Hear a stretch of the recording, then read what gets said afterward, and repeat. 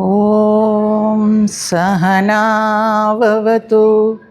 ಸಹನೋ ಭುನಕ್ತು ಸಹ ವೀರ್ಯಂ ಕರವಾವಹೈ ತೇಜಸ್ವಿನಾವಧೀತಮಸ್ತು ಮಾ ವಿದ್ವಿಷಾವಹೈ. ಓಂ ಶಾಂತಿ ಶಾಂತಿ ಶಾಂತಿ. ಗುರು ಬ್ರಹ್ಮ ಗುರು ವಿಷ್ಣು ಗುರುದೇವೋ ಮಹೇಶ್ವರಃ ಗುರು ಸಾಕ್ಷಾತ್ ಪರಬ್ರಹ್ಮ ತಸ್ಮೈ ಶ್ರೀ ಗುರವೇ ನಮಃ. ತಸ್ಮೈ ಶ್ರೀ ಗುರವೇ ನಮಃ. ಎಲ್ಲ ಪೂಜ್ಯ ಪಾದರಿಗೆ ಪ್ರಣಾಮಗಳು. ಪೂಜ್ಯ ಗುರುದೇವ ಸ್ವಾಮಿ ಚಿನ್ಮಯಾನಂದರ ಪಾದಾರವಿಂದಗಳಿಗೆ, ಪೂಜ್ಯ ಸ್ವಾಮಿ ಬ್ರಹ್ಮಾನಂದರ ಪಾದಾರವಿಂದಗಳಿಗೆ ಹಾಗೂ ಪೂಜ್ಯ ಸ್ವಾಮಿ ಗಹನಾನಂದರ ಪಾದಾರವಿಂದಗಳಿಗೆ ಚರಣ ಸ್ಪರ್ಶ ನಮಸ್ಕಾರಗಳು. ಇಲ್ಲಿ ನೆರೆದಿರುವ ಎಲ್ಲ ಪೂಜ್ಯ ಪಾದರಿಗೆ ಮತ್ತೊಮ್ಮೆ ಪ್ರಣಾಮಗಳು. ಇವತ್ತಿನ ವಿಷಯ ಏನು ಜೀವನದ ಅರ್ಥ. ಬಹುಶಃ ನಮ್ಮೆಲ್ಲರಿಗೂ ಇದೇ ಪ್ರಶ್ನೆ ಇದೆ ಅನಿಸುತ್ತೆ. ಏನು ಜೀವನದ ಅರ್ಥ, ಏನು ಪ್ರಪಂಚಾರ್ಥ, ಏನು ಈ ಜೀವ ಜಗತ್ತುಗಳ ಸಂಬಂಧ? ಈ ಪ್ರಶ್ನೆಗಳಿಗೆ ನಾವಿನ್ನೂ ಉತ್ತರವನ್ನು ಹುಡುಕ್ತಾನೇ ಇದ್ದೀವಿ. ಯಾರೋ ಸಾಹಿತಿಗಳು ಹೇಳ್ತಾರೆ, ಹುಟ್ಟು ಆಕಸ್ಮಿಕ, ಸಾವು ನಿಶ್ಚಿತ.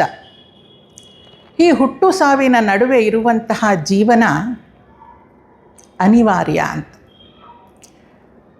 ಆದರೆ ವೇದಾಂತಿಗಳು ಹುಟ್ಟು ಆಕಸ್ಮಿಕ ಅಂತ ಹೇಳೋದಿಲ್ಲ, ಅದು ನಿನ್ನ ಕರ್ಮ ಅಂತ ಹೇಳ್ತಾರೆ.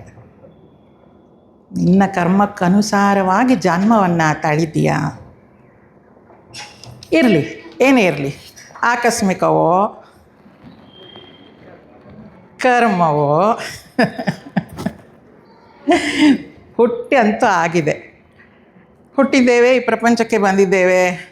ಈ ಬದುಕು ಹೇಗಿರಬೇಕು, ಏನು ಈ ಜೀವನದ ಅರ್ಥ ಅಂತ ಈ ಪ್ರಶ್ನೆಗಳು ನನಗೆ ಚಿಕ್ಕಂದಿನಿಂದ ಕಾಡ್ತಾನೇ ಇತ್ತು. ವಚನಗಳನ್ನು ಕೇಳ್ತಾ ಬೆಳೆದ ನನಗೆ ಒಂದು ವಚನ ಬಹಳ ಬಹಳ ಇಷ್ಟ ಆಗಿದ್ದು ಅಂತಂದರೆ, ನನ್ನ ಅಜ್ಜ ಬಹಳ ಒರಿಷಿಯಸ್ ರೀಡರ್ ಅವರು ಊಟಕ್ಕೆ ನಾವು ಕೂತಾಗೆಲ್ಲ ಒಂದೊಂದು ವಚನ ಹೇಳೋರು. ಹಾಗಾಗಿ ವಚನಗಳನ್ನು ಕೇಳ್ತಾನೆ ಬೆಳೆದ್ವಿ ನಾವು.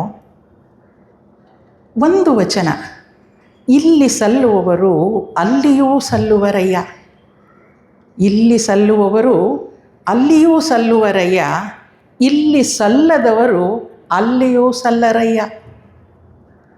ಮರ್ತ್ಯಲೋಕವೆಂಬುದು ಕರ್ತಾರನ ಕಮ್ಮಟವಯ್ಯ. ಈ ವಚನ ನನಗೆ ಬಹಳ ಇಷ್ಟ ಆಗ್ತಾಯಿತ್ತು. ಆದರೆ ಯಾವಾಗಲೂ ಅನ್ನಿಸ್ತಾ ಇತ್ತು, ಇಲ್ಲಿ ಸಲ್ಲುವವರು ಅಲ್ಲಿಯೂ ಸಲ್ಲುವರಯ್ಯ, ಆದರೆ ಇಲ್ಲಿ ಸಲ್ಲುವುದು ಹೇಗಯ್ಯ? ಈ ಪ್ರಶ್ನೆ ಮತ್ತೆ ಮತ್ತೆ ಅದೇ ನನಗೆ ಬರ್ತಾಯಿತ್ತು. ಈ ಪ್ರಶ್ನೆಗೆ ಇನ್ನೂ ಉತ್ತರನೇ ಸಿಕ್ಕಿರಲಿಲ್ಲ. ನಾನು ಕಾಲೇಜಿಗೆ ಬಂದಾಗ ನಮ್ಮ ಮೇಷ್ಟ್ರು ಫೈನಲ್ ಡೇ ನಮ್ಗೆ ಸೆಂಡ್ ಆಫ್ ಕೊಡೋ ದಿನ ಹೇಳಿದ್ರು, ಯಾರೋ ಒಬ್ಬ ಸ್ಟೂಡೆಂಟ್ ಹೀಗೆ ಪಾಸಾಗಿ ಹೋಗೋವನಿಗೆ ಕೇಳಿದ್ರಂತೆ, ಆಯಿತು ಡಿಗ್ರಿ ಮುಗೀತು, ಈಗ ಇನ್ನೇನಪ್ಪ ಮಾಡ್ತೀಯಾ ಅಂತ. ಸರ್, ಪೋಸ್ಟ್ ಗ್ರ್ಯಾಜುಯೇಷನ್ ಮಾಡ್ತೀನಿ, ಆಮೇಲೆ PhD ಮಾಡ್ತೀನಿ, ಆಮೇಲೆ ಕೆಲ್ಸಕ್ಕೆ ಸೇರ್ಕೋತೀನಿ, ಆಮೇಲೆ ಮದುವೆ ಮಾಡ್ಕೊಳ್ತೀನಿ, ಆಮೇಲೆ ತೆಗಿರಿ ಸರ್, ಅಷ್ಟು ಗೊತ್ತಿಲ್ವ ನಿಮಗೆ, ಮಕ್ಕಳು, ಆಮೇಲೆ ಆ ಮಕ್ಕಳನ್ನೆಲ್ಲ ಬೆಳೆಸಿ ಅವ್ರನ್ನೆಲ್ಲ ಚಂದದಲ್ಲಿ ಓದಿಸಿ ಅವರಿಗೆಲ್ಲ ವಿದ್ಯಾಭ್ಯಾಸ ಮಾಡಿಸಿ ಅವ್ರಿಗೆ ಕೆಲಸ ಕೊಡಿಸಿ ಮತ್ತು ಅವ್ರಿಗೆ ಮದುವೆ ಮಾಡಿ ಅವ್ರಿಗೆ ಮಕ್ಕಳಾದಮೇಲೆ ಅವರನ್ನೆಲ್ಲ ಬೆಳೆಸಿ ಆಮೇಲೆ ತೆಗಿರಿ ಸರ್, ಇನ್ನು ಎಷ್ಟು ವರ್ಷ ಬದುಕಿರ್ತಾರೆ, ಸತ್ತೋಗಲ್ವ ನಾನು ಅಂತಂದು. ಮೇಷ್ಟ್ರು ಇಷ್ಟೆಲ್ಲ ಹೇಳಿದ್ಮೇಲೆ ಹೇಳಿದ್ರು, ಇಷ್ಟೇ ಜೀವನ ಆಗಬಾರ್ದು ಅಂತ, ಇಷ್ಟೇ ನಿಮ್ಮ ಜೀವನ ಆಗಬಾರ್ದು ಅಂತ. ಅದ್ರ ಜೊತೆಗೆ ಇನ್ನೊಂದು ಮಾತು ಹೇಳಿದ್ರು, ಸ್ವಾಮೀಜಿಯವರು ಕೂಡ ನೆನ್ನೆ ಹೇಳ್ತಾ ಇದ್ದರು, ದಾಸರು ಹೇಳಿದ್ರು, ಮಾನವ ಜನ್ಮ ದೊಡ್ಡದು, ಅದನ್ನು ಹಾಳು ಮಾಡಿಕೊಳ್ಳಬೇಡಿರೋ ಹುಚ್ಚಪ್ಪಗಳಿರ ಅಂತ. ಇಷ್ಟೆಲ್ಲ ಪ್ರಶ್ನೆಗಳು ತಲೆಯಲ್ಲಿ ಮತ್ತಷ್ಟು ಇವೆ. ಆ ಪ್ರಶ್ನೆಗಳೆಲ್ಲ ತಲೆಯಲ್ಲಿ ಇರುವಾಗ ನನಗೆ ಭಗವಂತ ತೋರಿಸಿದ ದಾರಿ ಚಿನ್ಮಯ ಮಿಷನ್, ಭಗವದ್ಗೀತೆ. ಚಿನ್ಮಯ ಮಿಷನ್ನಿನ ಎಲ್ಲ ಗುರುಗಳ ಮಾರ್ಗದರ್ಶನದಿಂದ ಅಲ್ಪ ಸ್ವಲ್ಪ ನಾನು ಅರ್ಥ ಮಾಡಿಕೊಂಡಿದ್ದು ಏನು ಅಂತ ಹೇಳಿದ್ರೆ, ಈ ಪ್ರಪಂಚದಲ್ಲಿ ಹುಟ್ಟಿದ್ದೇವೆ. ಜೀವನ ಅನ್ನೋದು ಸುಖ ದುಃಖಗಳ ಮಿಶ್ರಣ. ಬರೀ ಸುಖವನ್ನೇ ಅನುಭವಿಸ್ತೀವಿ ಅಂತ ಆಗಿದ್ದರೆ ಸ್ವರ್ಗದಲ್ಲಿರ್ತಾಯಿದ್ವಿ. ಬರೀ ದುಃಖವನ್ನೇ ಅನುಭವಿಸ್ತಿದ್ವಿ ಅನ್ನೋದಾಗಿದ್ದರೆ ನರಕದಲ್ಲಿರ್ತಾಯಿದ್ವಿ. ಆದರೆ ಈ ಭೂಲೋಕದಲ್ಲಿ ಜನ್ಮ ತಾಳಿದ್ದೀವಿ ಅಂತಂದರೆ ಅದು ಸುಖ ದುಃಖಗಳ ಮಿಶ್ರಣ ಮಾತ್ರ. ಎಲ್ಲರ ಜೀವನವು ಸಂತೋಷ ಆಯ್ತು ನನಗೆ. ಅಂದರೆ ಯಾರು 100% ಖುಷಿಯಾಗಿರ್ಲಿಕ್ಕೆ ಸಾಧ್ಯ ಇಲ್ಲ. ಇಲ್ಲಿ ಪರ್ಸೆಂಟೇಜ್ ಬೇರೆ ಬೇರೆ ಇರ್ಬೋದು. ಭೂಮಿಯಲ್ಲಿ ಹುಟ್ಟಿದ್ದೇವೆ, ಸುಖ ದುಃಖಗಳ ಮಿಶ್ರಣ. ಹಾಗಾದರೆ ಸಾಧನೆಗೂ ಅವಕಾಶ ಇರೋದು ಇಲ್ಲೇ ಅನ್ನೋ ಒಂದು ಮಾತು ಹೇಳಿದ್ರು. ಪುಣ್ಯ ಫಲವನ್ನು ಸ್ವರ್ಗದಲ್ಲಿ ಅನುಭವಿಸ್ತೀವಿ, ಪಾಪ ಫಲವನ್ನು ನರಕದಲ್ಲಿ ಅನುಭವಿಸ್ತೀವಿ. ಸಾಧನೆಗೆ ಅವಕಾಶ ಇರೋದು ಇಲ್ಲಿ ಮಾತ್ರ ಅಂತ. ಏನು ಜೀವನದ ಗುರಿ? ಜೀವನದ ಗುರಿ ಆತ್ಮ ಸಾಕ್ಷಾತ್ಕಾರ ಅಂತ ಎಲ್ಲರಿಗೂ ಗೊತ್ತಿದೆ. ಇನ್ಫೈನೈಟ್ ಎಟರ್ನಲ್ ಹ್ಯಾಪಿನೆಸ್ ಅಂತ. ಜೀವನದಲ್ಲಿನ ಗುರಿಗಳು ಬೇರೆ ಬೇರೆ ಇದ್ದಿರ್ಬೋದು, ಆದರೆ ಜೀವನದ ಗುರಿ ಎಲ್ಲರಿಗೂ ಒಂದೇ ಇರೋದು, ಆತ್ಮ ಸಾಕ್ಷಾತ್ಕಾರ. ಇಷ್ಟು ಸ್ಪಷ್ಟತೆ ಸಿಕ್ಕ ಮೇಲೆ ಸಾಧನೆ ಮಾಡಲಿಕ್ಕೆ ಒಂದು ಹಿಡಿತ ಸಿಕ್ಕಾಗಾಯಿತು. ಹಾಗಾದರೆ ನಾನು ಈಗಿರುವ ಸ್ಥಿತಿಗಿಂತ ಹೇಗೆ ನನ್ನನ್ನು ನಾನು ಉತ್ತಮಗೊಳಿಸ್ಕೊಳ್ಬೇಕು ಅಂತ ಹೇಳಿದಾಗ ಒಂದು ಶ್ಲೋಕ ಭಗವದ್ಗೀತೆಯಲ್ಲಿ ಹೇಳಿರೋದು, ಉದ್ಧರೇದಾತ್ಮನಾತ್ಮಾನಂ ನಾತ್ಮಾನಂ ಅವಸಾದಯೇತ್ ಆತ್ಮೈವ ಹ್ಯಾತ್ಮನೋ ಬಂಧು ಆತ್ಮೈವ ರಿಪುರಾತ್ಮನಃ. ಎಷ್ಟು ಸಲ ಆತ್ಮ ಬರುತ್ತಿಲ್ಲಿ? ಎಣಿಸ್ಲಿಲ್ಲ. ಇನ್ನೊಂದು ಸಲ ಹೇಳ್ತೀನಿ, ಎಣಿಸ್ಕೊಳ್ಳಿ. ಉದ್ಧರೇದಾತ್ಮನಾತ್ಮಾನಂ ನಾತ್ಮಾನಂ ಅವಸಾದಯೇತ್ ಆತ್ಮೈವ ಹ್ಯಾತ್ಮನೋ ಬಂಧು ಆತ್ಮೈವ ರಿಪುರಾತ್ಮನಃ. 7 ಸಲ. ಹಾಗಂದರೆ ಏನು? ಭಗವಂತ ಶರೀರವನ್ನು ಆತ್ಮ ಅಂತ ಕರೆದ, ಮನಸ್ಸನ್ನು ಆತ್ಮ ಅಂತ ಕರೆದ, ಬುದ್ಧಿಯನ್ನು ಆತ್ಮ ಅಂತ ಕರೆದ, ಎಲ್ಲವನ್ನು ಆತ್ಮ ಅಂತ ಹೇಳಿ ನಿನ್ನನ್ನು ನೀನು ಉದ್ಧಾರ ಮಾಡ್ಕೊ ಅಂತ ಹೇಳಿದ.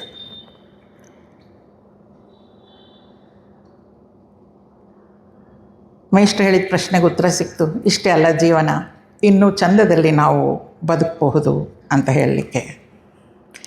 ಈ ಶ್ಲೋಕ ಇದು ಚಿನ್ಮಯ ಮಿಷನ್ 75ನೇ ವರ್ಷ ಅಮೃತ ಮಹೋತ್ಸವವನ್ನು ಆಚರಿಸ್ಕೊಳ್ತಾ ಇದೆ. ಈಗಿನ ಮುಖ್ಯಸ್ಥರಾಗಿರುವಂತಹ ಪೂಜ್ಯ ಸ್ವಾಮಿ ಸ್ವರೂಪಾನಂದರು ಈ 700 ಶ್ಲೋಕಗಳ ಗೀತೆಯನ್ನು ನೀವು ಓದಲಿಕ್ಕಾಗದಿದ್ದರೆ ಪರವಾಗಿಲ್ಲ, ಈ 5 ಶ್ಲೋಕಗಳನ್ನಾದರೂ ಕಲಿತ್ಕೊಂಡು ಅಧ್ಯಯನ ಮಾಡಿ ಅಂತ ಹೇಳಿ ಗೀತಾ ಪಂಚಾಮೃತ ಅಂತ 5 ಶ್ಲೋಕಗಳನ್ನು ಆರಿಸಿಕೊಟ್ರು. ಅದರಲ್ಲಿ ಮೊದಲನೇ ಶ್ಲೋಕ ಇದು, ಉದ್ಧರೇದಾತ್ಮನಾತ್ಮಾನಂ, ನನ್ನನ್ನು ನಾನೇ ಉದ್ಧಾರ ಮಾಡಿಕೊಳ್ಬೇಕು ಅಂತ. ನೋಡಿ, ಪ್ರಾಣಿಗಳಿಗಾದರೆ ಅರ್ಥ ಕಾಮ ಎರಡೇ.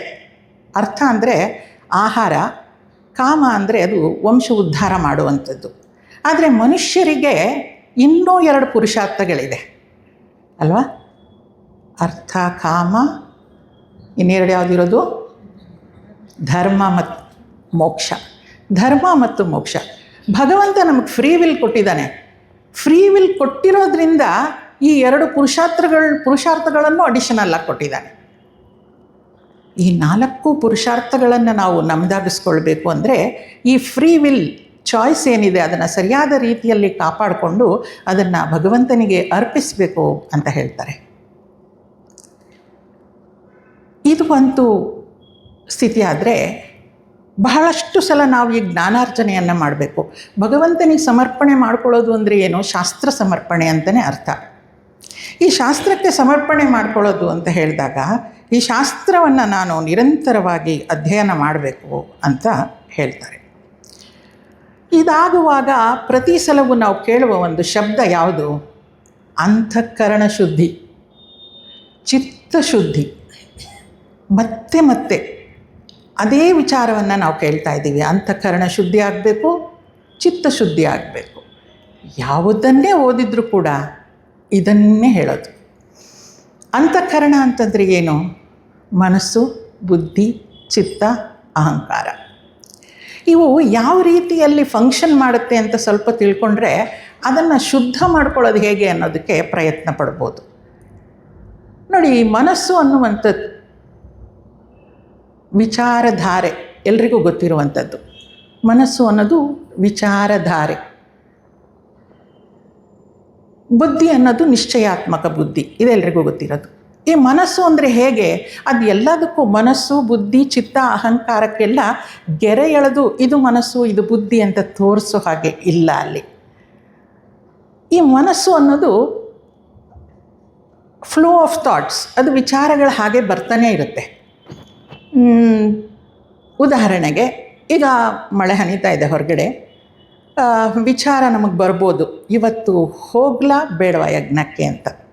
ಯಜ್ಞಕ್ಕೆ ಹೋಗಬೇಕಾ, ಯಜ್ಞಕ್ಕೆ ಹೋಗೋದು ಬೇಡವಾ? ಮನಸ್ಸು ಹೇಳುತ್ತೆ, ಕಾರಣಗಳು ಬೇಕಾದಷ್ಟು ಹೇಳುತ್ತೆ.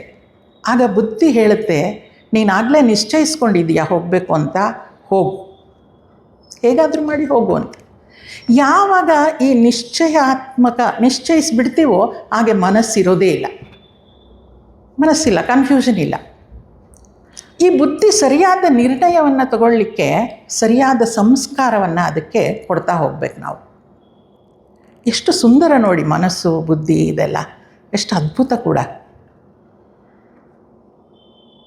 ಈ ಮನಸ್ಸು ಅನ್ನುವಂಥದ್ದು ಫ್ಲೋ ಆಫ್ ಥಾಟ್ಸ್, ಬುದ್ಧಿ ಅನ್ನುವಂಥದ್ದು ನಿಶ್ಚಯಾತ್ಮಕ ಬುದ್ಧಿ. ಚಿತ್ತ ಈಸ್ ಮೋರ್ ಇಂಟ್ರೆಸ್ಟಿಂಗ್ ನನಗೆ. ಚಿತ್ತ ಅಂದರೆ ಏನು? ಚಿತ್ತಶುದ್ಧಿ ಮಾಡ್ಕೊಳ್ಳಿ ಎಲ್ಲ ಸಲನೂ ಕೇಳ್ತೀವಿ. ಏನಿದು ಚಿತ್ತ ಅಂದರೆ? Stored thoughts.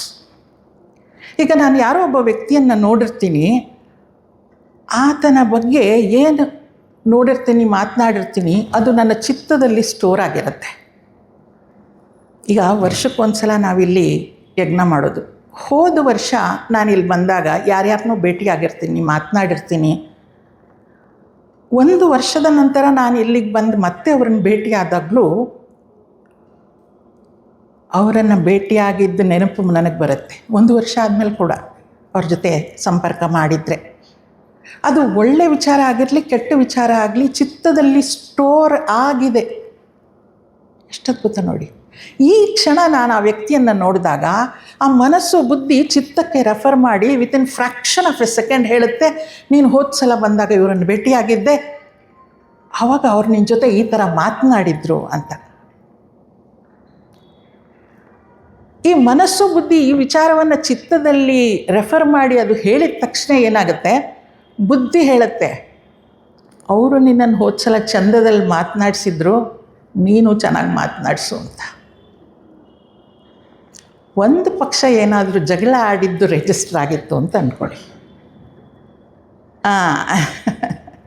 ಬುದ್ಧಿ ಹೇಳುತ್ತೆ, ಹೋದ ಸಲ ನಿನ್ನನ್ನು ಹೀಗೆ ಮಾಡಿದ್ರು, ತಿರಸ್ಕೋ ಸೇಡು.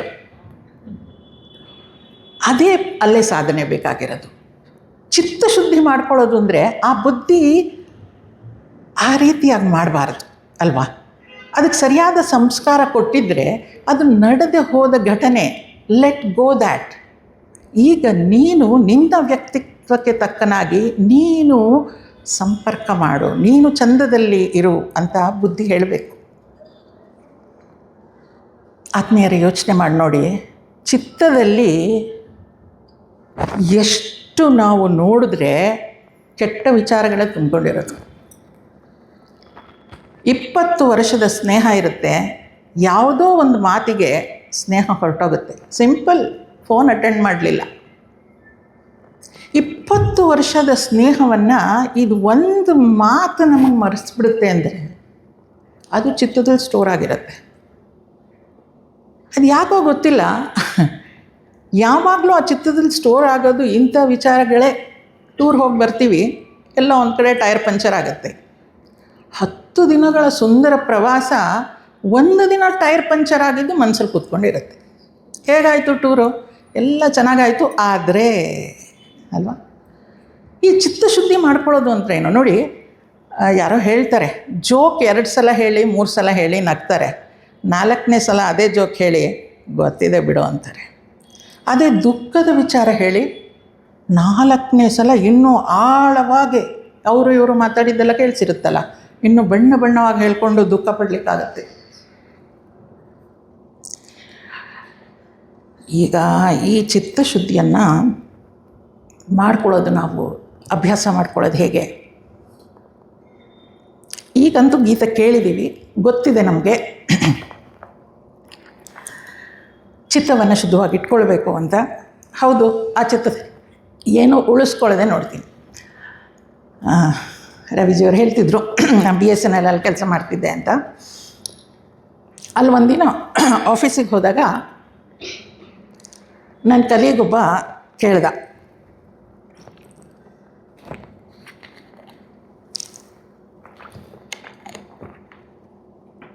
ಮೇಡಮ್ ನಂಗೆ ತಲೆಗೆ ಸರಿ ಇಲ್ವಂತೆ. ಹೌದಾ ಅಂದ. ಯಾಕೆ ಕೇಳ್ತಿದ್ಯಾ? ಶಿವಣ್ಣ ಅಂತ ಅವನ ಹೆಸರು. ಯಾಕೆ ಕೇಳ್ತಿದ್ಯಾ? ಎಲ್ಲರೂ ಬೆಳಗಿಂದ ಅವನಿಗೆ ತಲೆ ಸರಿ ಇಲ್ಲ ಅಂತ ಹೇಳ್ತಿದ್ದಾರೆ. ಏನೋ ತಮಾಷೆಗೆ ಹೇಳಿರ್ತಾರೆ, ಏನಕ್ಕೋ ಈಗ ಅವ್ನು ತಲೆ ಸರಿ ಇಲ್ಲ ಬಿಡು ಅಂತ. ಅವನು ಅದನ್ನೇ ಸೀರಿಯಸ್ ಆಗಿ ತೊಗೊಂಡು ನಂಗೆ ತಲೆ ಸರಿ ಇಲ್ಲ, ಅವ್ರು ಒಂದೇ ಸಲ ಹೇಳಿದ್ದು. ಇವನು ಆಫೀಸಲ್ಲಿ ಇರೋರಿಗೆಲ್ಲ ಹೇಳ್ಕೊಂಡು ಬಂದು ಈಗ ಅವ್ನು ಚಿತ್ತದಲ್ಲಿ ಅದು ಕೂತ್ಬಿಟ್ಟಿದೆ ನಂಗೆ ತಲೆ ಸರಿ ಇಲ್ಲ ಅಂತ. ನಾವು ಮಾಡ್ಕೊಳ್ಳೋದು ಅದನ್ನೇ ಅಲ್ವಾ?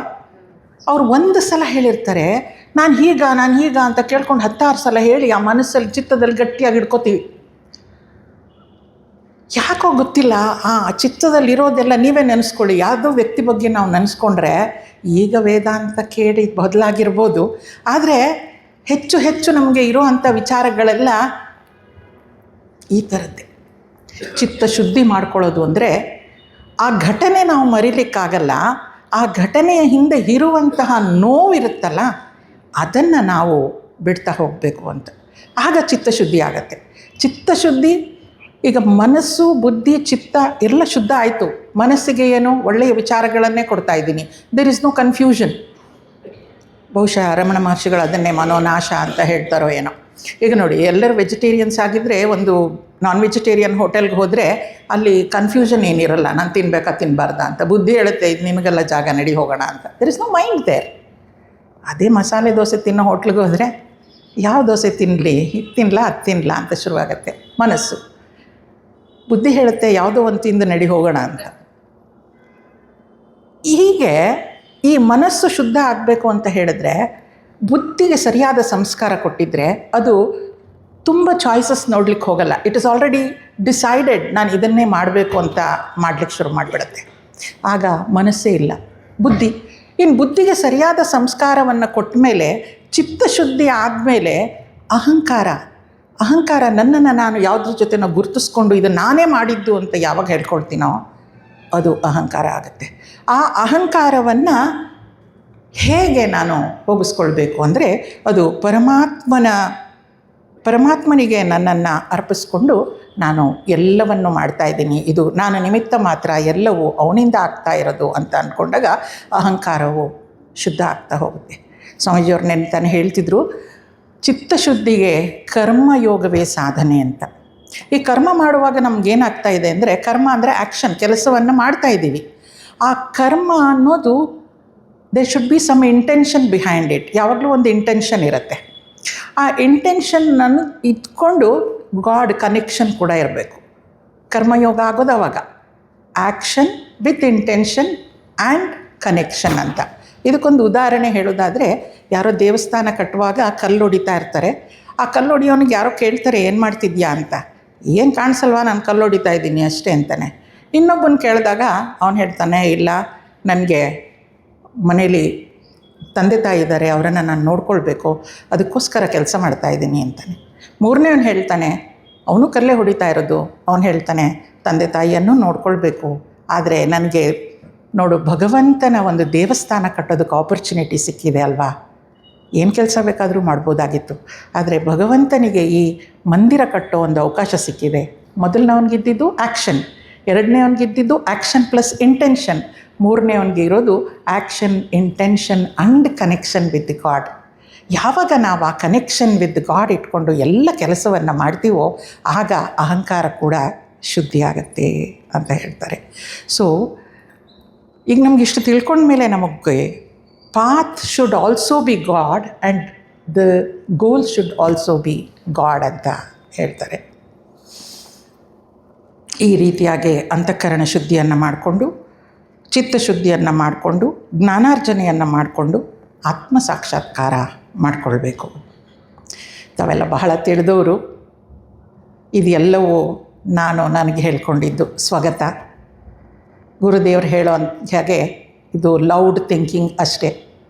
ಹಾಗೆ ನಾನು ವಿಚಾರಗಳನ್ನು ಲೌಡ್ ಥಿಂಕಿಂಗ್ ಮಾಡಿದಾಗ ಅದು ತಮಗೆಲ್ಲರಿಗೂ ಕೇಳಿಸಿ ಎಲ್ಲಾದರೂ ಒಂದು ಸ್ವಲ್ಪ ಹೃದಯ ಮುಟ್ಟಿದರೆ ಅದು ಗುರುದೇವರ ಪಾದಾರವಿಂದಕ್ಕೆ, ಅದು ಅವರ ಕೃಪೆ. ಈ ಜ್ಞಾನ ಪುಷ್ಪ ಅವರ ಪಾದಾರವಿಂದಗಳಿಗೆ. ಚಿನ್ಮಯ ಮಿಷನ್ ತನ್ನ 75ನೇ ವರ್ಷದ ಅಮೃತ ಮಹೋತ್ಸವ ನಡೆಸ್ತಾ ಇದೆ. ಹಾಗೆ ಬಂಟರ ಸಂಘ 30ನೇ ವರ್ಷ ಸತತವಾಗಿ ಇಲ್ಲಿ ಯಜ್ಞವನ್ನು ಮಾಡ್ತಾ ಇದ್ದಾರೆ. ಇಂತಹ ಈ ಸುಂದರ ಸಂದರ್ಭದಲ್ಲಿ, ಈ ಸುಂದರ ವಾತಾವರಣದಲ್ಲಿ ನನಗೆ ಮಾತಾಡಲಿಕ್ಕೆ ಅವಕಾಶ ಕೊಟ್ಟ ತಮ್ಮೆಲ್ಲರಿಗೂ ಅನಂತ ವಂದನೆಗಳು. ಈ ವಿಚಾರಗಳನ್ನು ತಮ್ಮೊಂದಿಗೆ ಹಂಚಿಕೊಂಡು ನನಗೆ ಕೊಟ್ಟ ಈ ಸುಂದರ ಅನುಭವಕ್ಕೆ ಮತ್ತೊಮ್ಮೆ ತಮ್ಮೆಲ್ಲರಿಗೂ ವಂದನೆಗಳನ್ನು ಹೇಳ್ತಾ ನನ್ನ ವಾಣಿಗೆ ವಿರಾಮವನ್ನು ಕೊಡ್ತೇನೆ. ಹರಿ ಓಂ ತತ್ಸತ್.